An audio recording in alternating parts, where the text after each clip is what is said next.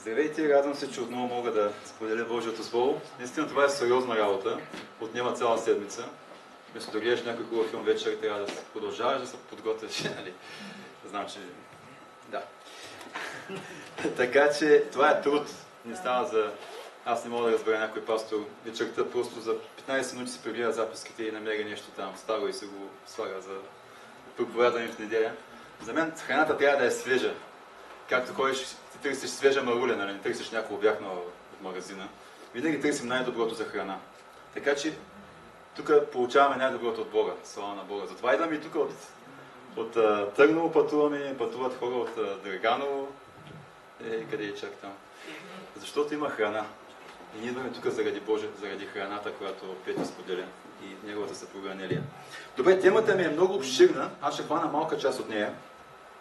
Все още не е излязла обаче. Ще излезе. Понеже има доста стихове, искам да ги четем. Основният ми стих, темата ми е да познаваме Бога повече, най-важната цел за живота ни. Стефчо беше избрал песни в тая посока, без да иска. Без да искаш, да. Слава на Бога. Така че Бог се движи наистина още по време на хвалението. Да познаваме Бога повече. Някой казва, не е ли по-важно да правим неща за Бога? Ами, има хора, които Исус ще каже, ви правихте неща за мен, ама аз не ви познавам. Обаче да познаваш Бога е по-важно, отколкото да правиш просто неща за Него. Дейности. От познаването следва правенето. Главният ми стих се намира в Данаил 11 глава, 32 стих. Там се казва, втората част, но людите, които познават своя Бог, ще се укрепят и ще вършат подвизи. Това е много силен стих. Просто когато се молих за проповедта, Бог ми го даде като основен стих за цялата проповед. Но людите ми, но хората ми, които познават своя Бог, ще се укрепят и ще вършат подвизи. Отпознават, има укрепят и вършат подвизи. Виждате ли каква е конфигурацията? Първо познаваш, после ставаш смел и накрая вършиш подвизи. Има последователност. Най-важната цел е да прекараме повече време в общение с нашия небесен баща, нашия Абба, тати, да го познаваме повече. И един принцип, който съм написал, защото ние му се доверяваме до толкова, доколкото го познаваме. До толкова го следваме и му се покоряваме. Доколкото го познаваш, до толкова го следваш и му се покоряваш. Нали? Има смисъл това. Самият Господ Исус говори към учениците си от същата глава, която Пети прочети преди малко, всъщност началото преди хвалението, 17 глава на Йоан. И той първите стихове казва в трети стиха, това е вечен живот. И това е всичко, което просто може да преживеете. Да познаят Тебе, единствения и истинен Бог. Така, явно атаки има върху медията.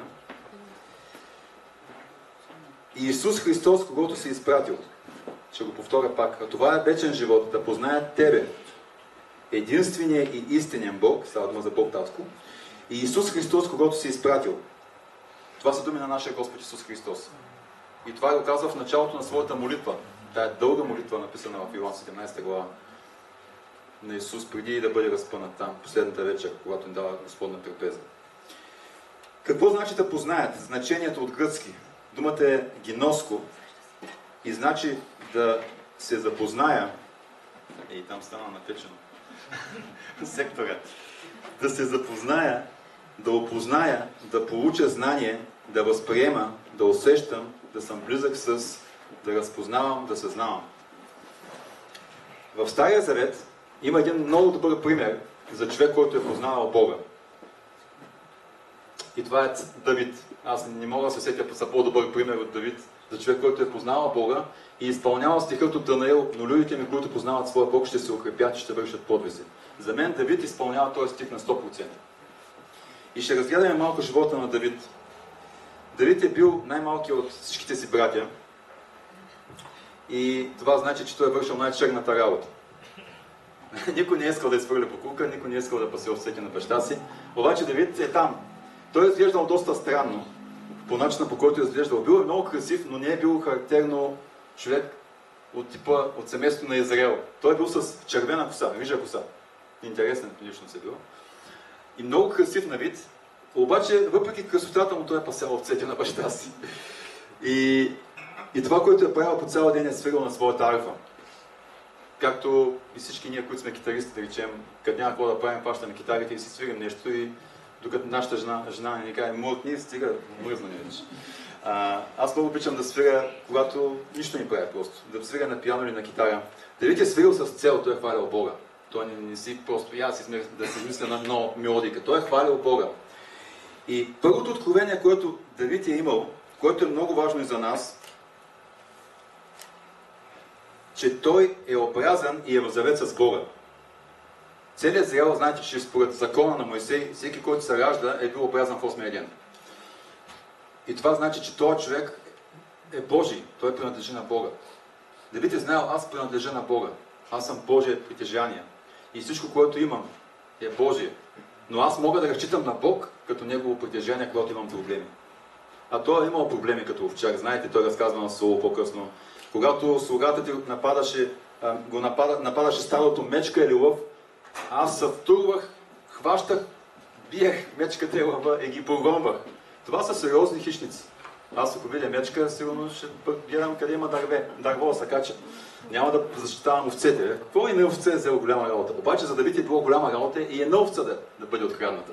Той е правил стадото с цялата си смелост и сила, вярвайки, че Бог е с него и ще го защити и ще му помогне. Така че той е познавал това, че е в завет с Бога и това го е правило смело. И той написва този псалом, част от него ще прочита, псалом 16:8. Винаги турям Господа пред себе си. Понеже той е отдясно ми, аз няма да се поклатя. Това са толкова силни изявления. Даже някои новозаветни хора не смеят да ги прочитат, да ги кажат за себе си. Затова се зарадва сърцето ми, развесели се душата ми и още по-там ще пребивава в увереност, защото няма да оставиш душата ми в преизподнята, нито ще допуснеш угодника си да види изцеление. Това са пророчества за Исус. Това е ясно. Ще ми изявиш пътя на живота, пред Твоето присъствие има пълнота от радост, отдясно на Тебе всякога веселие. Затова Павел казва, винаги радвайте се в Господа, винаги, всякога. Защото това е присъствието на Бога. Всякога веселие. Да, брат, аз като съм тъжен не мога да се радвам. Можеш. Просто не гледай върху причината за тъгата, а гледай върху Исус. Гледай върху делото му, което е завършено за тебе на кръста. Гледай върху спасението, което имаш за винаги. Зарадвай се за твоето спасение. И много хора не се радват за спасението си. Просто, спасен съм, какво толкова? Абе не, как какво толкова? Ти можеш ли само да се самоспасиш? Не можеш. Това е чудо от Бога. Това е най-големият подарък, който може някой да получи на земята. Би трябвало да се радваме и да му благодарим всеки ден. Причината да правим старата толкова смело е било, че той е познавал Бог. Ние също сме обрязани в Христос. В Колосяни 2 глава, 11 стих се казва: в Христос вие бяхте, това е станало на кръста, между другото, обрязани, не с обрязване с човешки ръце, а с обрязване от Христос, като бяхте освободени от властта на грешната си природа. В Колосяни 3 глава, 9 стих, ще прочита два варианта на стиха. Не се лъжете един друг, защото сте отхвърлили от себе си старата същност и нейните дела. И сте сложили новата същност, която непрекъснато се обновява по образа на своя Създател до пълно познаване на Бога. Другия вариант на стиха е: не се лъжете един друг, понеже сте се облекли вече стария човек с делата му и сте се облекли в новия, който се подновява в познаването по образа на този, който го е създал. Чудесно. Така че тук се говори, че нещо е станало на кръста и ние трябва да го вярваме и да живеем според това, което е станало на кръста. Това събличане на стария човек, това умиране на старото ни аз на кръста, приковано от Исус, трябва да бъде реално в нашия живот, понеже където няма смърт, там няма възкресение. Ако не сме преживяли тая смърт на кръста, няма да живеем в реалността на възкресенския живот на Бога. Ще живеем от себе си за Бога, което не работи. Сега, поради това, че сме обрязани, вижте, когато Никодим отиде при Исус, там късно вечерта и искаше да чуе неща от него, Исус му каза: знаеш ли, че плът и кръв не могат да наследят Божието царство? Трябва да бъде човек роден от Бога, за да видим Божието царство и за да влезе в Божието царство. Трябва да бъде роден от Бога. Така че това обрязване е част от нашето новорождение. И ние сме в завет с Бога. в завет чрез вяра. Не зависи от нас завета. Завета с Бог Татко е сключен между Исус Христос на кръста и между Бог Татко. Но ние участваме в този завет чрез вяра. И това е хубавото, че ти не можеш да провалиш завета. Може да се ползваш от благословенията на завета или да не се ползваш, зависи дали ги искаш или дали ги приемаш или не ги приемаш, но този завет е вечен завет, той е съвършен. Така че в Евреи 13 глава, 5 стих, апостол Еди кой си, според някой е Павел, казва: не се отдавайте на сребролюбие, задоволявайте се с това, което имате, защото Бог е казал, и вижте, това е завета, никак няма да те оставя и никак няма да те напусна. Това значи, че ти имаш вечно спасение с Бога. Никак няма да те оставя и никак няма да те напусна. Мен така ми звучи. Така че ние смело може да кажем: Господ ми е помощник, няма да се обоя какво ще ми стори човек. Това е мисли човек, който е в завета. По този начин. Бог е с мен, той никога няма да ме остави да ме напусне. Той е с мен и ме защитава от хората, които искат да ми навредят. Какво ще ми стори човек. Втората причина Давид да е толкова смел, първата е, че той е знал: аз съм в завет с Бога чрез обрязването. Втората причина е, че той е бил помазан от Самуил още като малко дете да царува, да бъде цар на Израел в бъдещо време. И ето как се случва тази история.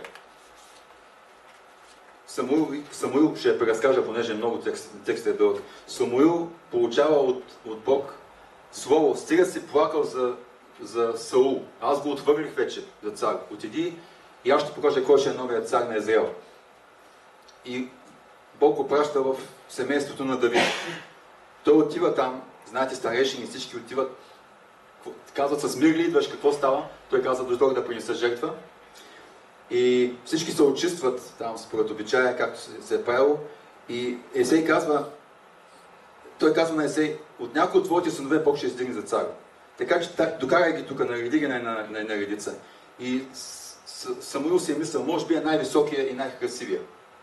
Най-умният, там, с най-много хвалби по него.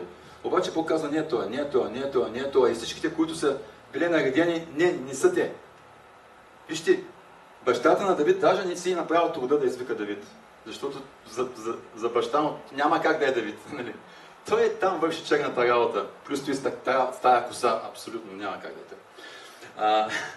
Обаче Самуил казва: няма да седна да се храня с вас, докато не извикате. Ако има ли още някой, има едно момче, което пасе овцете. Извикайте го, защото няма да седна, докато той не дойде. И влизаме в историята. И Самуил каза на Есей: това ли са всички младежи? Малко се връщам. Той каза: остава още най-малкият. Но ето той пасе овцете. В смисъл да не го занимаваме. Тогава Самуил каза на Есей: изпрати да го доведат, защото няма да седнем на трапезата, докато той не дойде тук. Така. И той изпрати и го доведоха. Сега всички бяха осветени.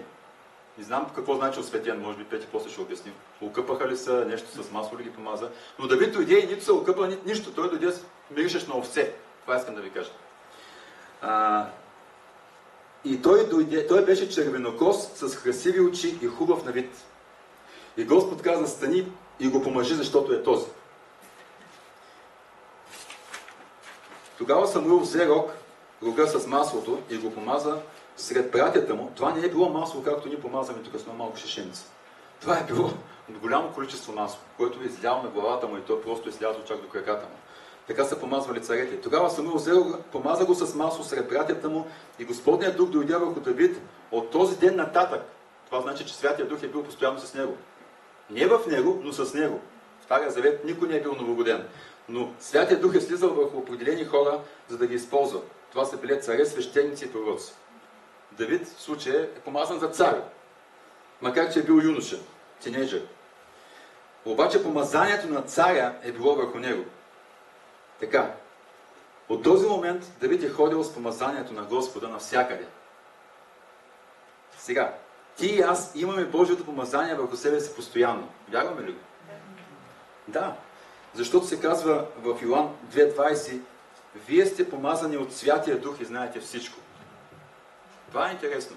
Помазанието ни учи, казва следващия стих, 27. А колкото за вас помазанието, което приехте от Него, стои или прибъдва във вас и нямате нужда да ви учи някой, но както неговото помазание ви учи за всичко и е истинско, а не лъжливо, и вие стойте в него, тук него е с главна буква, може да значи стойте в Исус, не е обяснено какво е, или стойте в помазанието, но както да е, както ви е научило.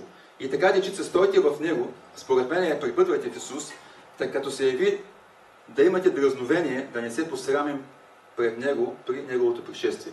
Колко е важно помазанието? То ни подготвя за второто идване на Исус. Да бъдем достойни. Смисъл достойни, смисъл да не живеем хаотично, да сме живяли живот покорен на Бога. Нямам предвид, че сме достойни чрез делата си. Но да живеем посветен, качествен живот за Бога. Божието помазание върху нас, това е движението на Святия Дух върху нас, в нас, ни помага да знаем нещата как стават. Нещата, които ни очудват. Господи, Яков казва, ако не ти стига мъдрост, иска от Бога. И точно помазанието ни дава тая мъдрост, което е в нас. Бог използва помазанието си, за да ни даде мъдрост за всяко нещо, от което се нуждаем да имаме мъдрост. Ние сме помазани от Бога да бъдем царе и свещеници. В Откровение на Йоан, 1 глава, 6 стих, сега, в обикновения превод се казва, че ние сме царство от свещеници, обаче в цареградския превод и в... Тук има един нов завет, виждам, че стои от старогръцки, буквален превод от старогръцки, когато го отворих, аз го имам вкъщи, там се казва буквално следното нещо. Който ни е направил нас царе и свещеници. Така че не царство, а царе и свещеници. Двете думи са по-отделно. И в цареградския превод и от старогръцкия по същия начин. Какво правят царете? Царете управляват. Какво правят свещениците? Свещениците служат. Така че ние сме едновременно управляваме и едновременно служим. Сега, какво управляваме? Има враг, който постоянно се опитва, и даже с медията, какво стана в началото, да ни спъва, да не може да ходим с Бога. Ние имаме власт над него в името на Исус. Ние може да кажем какво да става, когато нещата тръгват наопаки в живота ни. Ние може да заповядаме нещата да се оправят в името на Исус и те ще се оправят, защото ние имаме царска власт в името на Исус. Така че като царе ние управляваме над враговете си. Исус е наречен цар на царе. Над кои царе е цар Исус? Над нас. Като казвам царе, няма предвид да се дигнем носа на високо и с голямото самочувствие. Има предвид властта, която ни е дал. Другото нещо, което сме свещеници. Ние служим на Бог чрез хваление, както тая сутрин, но основно като свещеници служим на хората. И Давид правеше точно това. След като беше помазан за цар, малко след това Саул беше нападнат от зъл дух и го измъчваше. И явно някой беше видял Давид и беше разпознал помазанието върху него и каза на Саул, нека да извикаме Давид да свири църквата си и има изцелително помазание в неговото свирене. И това ще те облегчи. И тогава Саул извика Давид, Давид свиреше пред него и от помазанието, което имаше като свещеник, аз така се го разбирам, духът напускаше частично, нали, за момента Саул и той беше облегчен, се чувстваше добре. Така че Давид служеше на Саул с помазанието, което имаше като свещеник. Това е интересно. По-късно знаете, че той прави скинията по такъв начин, Давидовата скиния, нещо абсолютно абсурдно според закона на Моисей, нали? Свещеници са били около ковчега на завета и са хвалили Бога денонощно. Денонощно. Нямало е първосвещеник там да влиза един път. Просто съвсем различно нещо. Така, сега, до тук той е цар и свещеник и служи, обаче все още не е толкова известен, не е толкова популярен, не е цар на Израел. И ключовият момент, който той става известен в Израел е битката му с Голиат. Аз съм направил само вкарал съм стихове само в самата битка, понеже историята е много дълго, но ще разкажа, понеже говоря бързо, ще стане бързо. Имало е война между филистимците и между Израел. На практика нямало битка, но е трябвало да започне тази битка и то между двама човека. Един е бил Голиат, който е предизвикал, дайте ми някой от вашите хора да се бие с него и ако аз го победя, вие не ставате слуги. Ако вие ме победите, той ме победи, ние ви ставаме слуги. Няма нужда да се бими. Това се е практикувало едно време между армиите. Ако сте гледали, кой филм беше с Брат Пит? Троя. Точно те е почва филма. Той се спи, те го викат, тук е един да преизвиква, нали? Брат Пит скача, убива го и битката свършва. Но там няма битка. Всички са покорени на нашите хора. Така че това е било практика. Явно. И никой обаче не е смял да изкара, най-големия между тях е бил Саул. Като височина говоря. Голиат е бил висок 3 метра и 25 см. 6 лакъти и напее. Просто един лакът е 50 см. Така че това е бил човек, който е опирал в тавана. Саул е бил една глава над всички останали. Но все пак е много бил по-нисък. И Саул не е имал намерение да се би с Голиат. Това е ясно. През това време бащата на Давид казва на Давид: отиди и занеси на братята си храна и занеси на тяхния началник храна и питай как са братята ти. Давид отива абсолютно с идеята: отивам, оставям тази храна и се прибирам, защото гледам овце. Това е неговата мисия, да гледа овце. Така че той не отива да се бие с Голиат. Той не е знал, че ще се бие с Голиат и не е бил в пост и молитва. Но той е имал помазанието върху себе си, на цар. Това е важно, помазанието на цар. Така че Давид отива, приказва с братята си, дава на началника там някакви дарове от баща му и чува как Голиат предизвиква Израел и проклина Израел по ужасен начин. С такива мръсни думи. Така че Давид каза: кой е това, бе? Необразен филистимец, който хвърля презрение срещу войските на живия Бог. И някой му казва: знаеш ли, че ако човека, който застане пред него и го победи, има голяма награда, голямо богатство, царя му дава дъщеря си и освобождава домът му от данъци. Брех, той да бъде днеска, нали? Някой да получи такава награда. Без данъци. Много пари на камара. И царската дъщеря. Тя не му беше голямо благословение, но както и да е. Това е бъдещето време. Така че Давид си казва: добре, Давид така ли не ще да скочи срещу Голиат, без наградата. Това е важно. Обаче това беше бонуса. И знаете, той отиде при Саул, Саул се опита да го разобеди, но после му каза: добре, вземи моето въоръжение, то не му стана, защото Давид е древен, Саул висок. И накрая Давид каза: не, аз имам прашка, имам си камъни, имам си тояга, аз ще действам по моя начин. И Давид застана срещу Голиат и го предизвика. И ето историята. 17 глава, 45 стих. Тогава Давид каза на филистимеца: ти идваш към мене с меч, копия и стрели, а аз идвам към тебе в името на Господа на воинствата. Това е името на Бог, Йехова Саваот. Давид го е познавал като такъв, Господ на воинствата, това е важно. Бога на израелевите войски, върху които ти хвърли позор. Днес Господ ще те предаде в ръката ми, това е пророческо слово, аз ще те убия и ще ти взема главата и днес ще предам, не някой ден, а днес, вижте, вярата винаги действа днес, и днес ще предам труповете на филистимската войска на небесните птици и на дивите земни зверове, за да познаят цялата земя, че има Бог в Израел.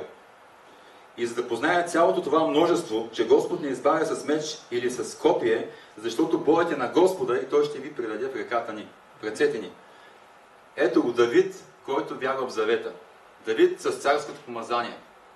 Бог е с мен в завета. Бог е винаги с мен. Четохме Евреи. Никак няма да те оставя, никак няма да те напусна. Бог е винаги с теб. Дори когато не го вярваш, пак е с теб.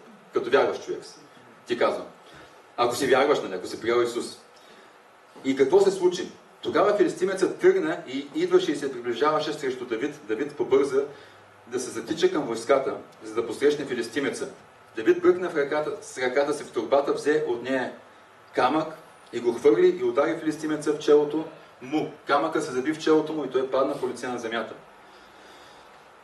В следващия момент Давид нямаше меч в себе си. Той отиде при Голиат и взе му меча и му отряза главата.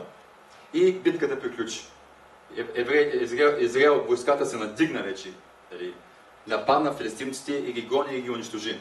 Какво направи Давид? Това е интересно. Според еврейските писания, той взема главата на Голиат и я занася в Иерусалим. Той Библията го пише това.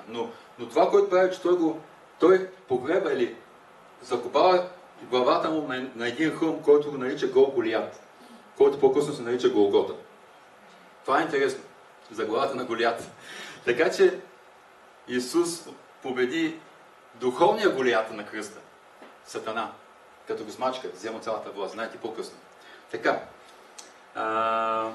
Доколкото Давид, какво научихме от тук? Доколкото Давид познаваше своя Бог, до толкова му се доверяваше и му служеше. Според нивото на познание беше нивото на неговата дързост и служение. Не можеш да бъдеш по-дързък, отколкото познаваш Бог. Това е просто не става. Ние израстваме в познаването на Бога чрез преживяването на Неговата добрина всеки ден. Апостол Петър казва нещо интересно в 1 Петрово 2.2. Пожелавайте като новородени деца чистото мляко на Словото, за да пораснете чрез него към спасение, ако наистина сте опитали, че Господ е благ. Един ден си четох този стих с оригиналните от старогръцкия и изведнъж ми падна чинето буквално. Викам, тук думата спасение няма в оригинала. И вижте как звучи стиха без спасение. Пожелавайте като новородени деца чистото мляко на Словото, за да пораснете чрез него, чрез млякото на Словото. А ако наистина сте опитали, че Господ е благ, вече ми се нарежда главата. Смисъла на стиха. Чрез млякото на Словото, преживявайки добрината на Бог, защото му се доверяваме, нали? Няма как иначе да стане, ние израстваме нагоре в нашето ходене с Бога. Преживяваш добрината на Бог всеки ден, храниш се със Словото му, вярваш това, което Словото казва, че Бог е, това е важно, вярваш, че това, което Словото казва, че ти си в Христос, това е още по-важно. И това прави нашето духовно израстване, вярата ни в Словото, вярата ни в преживяната Божия добрина. Как познаваме Бог ежедневно? Това са последните неща и приключвам. На първо място, чрез четене и изучаване на Божието Слово, под вдъхновението на Святия Дух. Аз мога да чета без вдъхновението на Святия Дух и си едно чета вестник, нищо не хватно. Не ми влиза нищо в главата. Някой така, имам прочит на Библията, чете и нищо не запомня. Обаче чете. Помоли Святия Дух да ти говори чрез това, което четеш. Иначе няма смисъл. Святия Дух е писал тая Библия. Той е вдъхновил хората, но той е автор на тая Библия. Така че иска от Святия Дух всеки ден свежа храна от това, което четеш. Може да е обикновения си прочит на Библията. Няма значение, но Бог ще говори чрез това, което четеш и ще изгражда. И вярвай, че Бог е точно това, което е казал в Словото си, че е. Давид вярваше, че Бог е Бог на войската. Йова Савот. Че Той дава победа на Израел над всяка друга армия. И той го вярваше и го доказа, че го вярва. Победи Голиат. По-късно Давид имаше много битки и нямаше загубена битка. Слава на Бога. Да бъдем като Него. Следващото нещо е молитва. Чрез молитва познаваме Бог и чрез отговорени молитви. Молитва и отговорени молитви. В молитва му се доверяваме, но Бог отговаря нашите молитви. Слава на Бога. Така че в отговора на молитвите ни казваме, че Бог наистина е верен. Бог наистина е щедър, добър, милостив или Той е мой изцелител, мой изкупител. Наистина го преживях като такъв. Така че следващия път идва подобно изкушение, ама ти вече си надградил вярата. Ти знаеш, Бог е такъв. Ще му се доверя отново и Той отново ще ми отговори.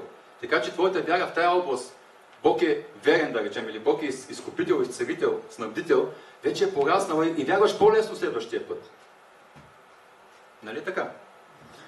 И чрез общуване с нашия небесен баща. Говори на баща си постоянно всичко, което те вълнува. Бог е създал човек да говори, чрез говорене да изразява себе си. Така че общувай със своя небесен баща. Исус казва в онзи ден, няма го този стих, няма да ме питате за нищо. Истина ви казвам, ако поискате нещо от баща ми в моето име, той ще ви го даде. Ние се молим на небесния ни баща в името на Исус. Това е правилната молитва.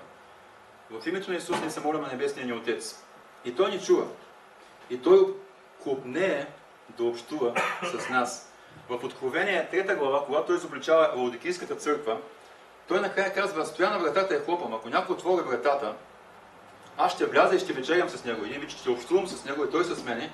И следващия стих е и който победи. Не го помня как беше целият стих, но общувайки с Исус, Бог те води към побеждаване в живота. Той ни води към поражение. Но отваряме ли вратата на общение с Исус, който е в нас, той не е някъде си.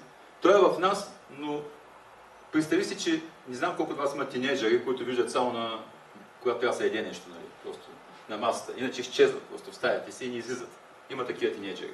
Които там на компютъра няма го. Понякога ние правим така, че си едно Бог е в живота ни, обаче затворен в една стая, от стаите. И само ако имаме нужда, ще го търсим. Иначе той да се стои там, аз ще се живея както на мен ми добре, но това не е начинът, по който Бог иска да го следваме. Той иска всеки ден да каним Бог на общение в сърцата си и да Неговите думи да изграждат нашата вяра и нашето ходене с Него. Това беше моето насърчение. Бог да ви благослови. Дано да е фанал ред това, което споделих. Татко, благодарим Ти за Твоето Слово, което е живо, деятелно, просто двостър меч. То разделя в нас сега това, което е душевно и духовно. И Господи, изобличава в нашите мисли това, което е грешно, което сме възприели грешно за Тебе, за нашия живот.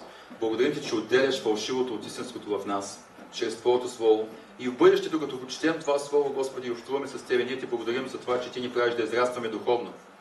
Всеки ден, чрез нашето познаване на Тебе самия. В името на Исус. Амин.